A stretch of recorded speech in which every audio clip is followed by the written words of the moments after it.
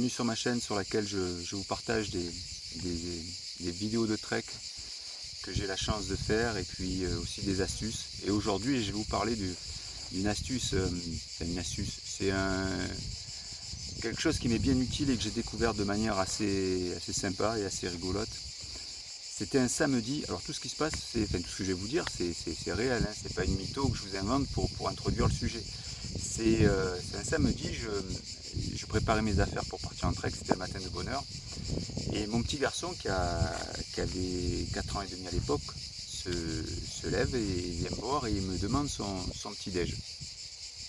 Alors j'étais à la bourre, je cherchais plein de choses. Mais bon, en général je fais toujours mon sac 1 voire 2 jours avant. Mais là j'étais vraiment à la bourre. Et donc il me demande son petit bol de céréales avec son petit de fruits, enfin, bref, voilà quoi.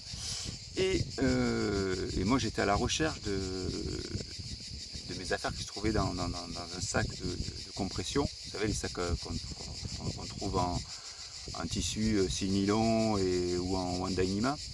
Et je lui fais d'abord, je lui fais plein de câlins d'abord, et puis après je lui fais son petit bol de céréales. Et je chope la boîte de céréales, et elle était presque vide.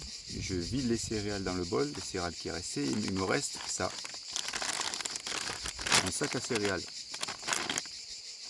Et là, j'ai une idée qui m'a traversé l'esprit.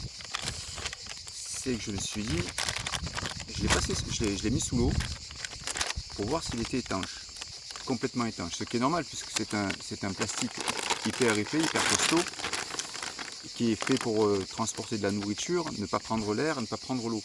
Donc vous avez un plastique avec des coutures qui sont thermosoudées, enfin des jointures.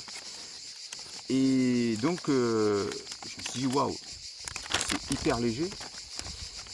Et je me suis dit putain, ça pourrait faire l'affaire quoi. Je l'ai séché, je l'ai renforcé avec un scotch transparent, ou vous pouvez le renforcer aussi avec un duct tape, il n'y a pas de problème. Et j'ai mis tout mon matos dedans.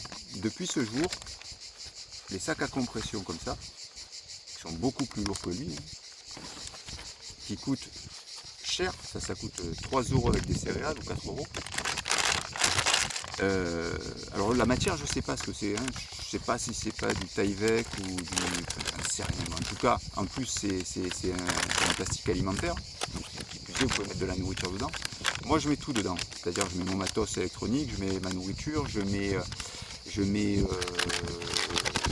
fringues, je mets tout dedans. Et donc j'ai viré ce matos, j'ai viré ces sacs là. Et c'est beaucoup plus léger et c'est beaucoup plus abordable. Donc voilà, petite astuce. Moi c'est ce que je vous conseille. Et celui-là par exemple, ça fait 2 ans que je l'ai. Ça bouge pas et c'est complètement étanche.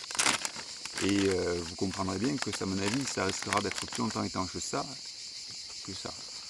même s'il y a des coutures qui sont thermocollées. Voilà pour la petite astuce du jour. J'espère que ça vous sera utile. En tout cas, moi, ça allait pour moi depuis très longtemps. Et voilà. Je vous souhaite une bonne continuation, de belles balades. Et puis, je vous dis à la prochaine. À bientôt.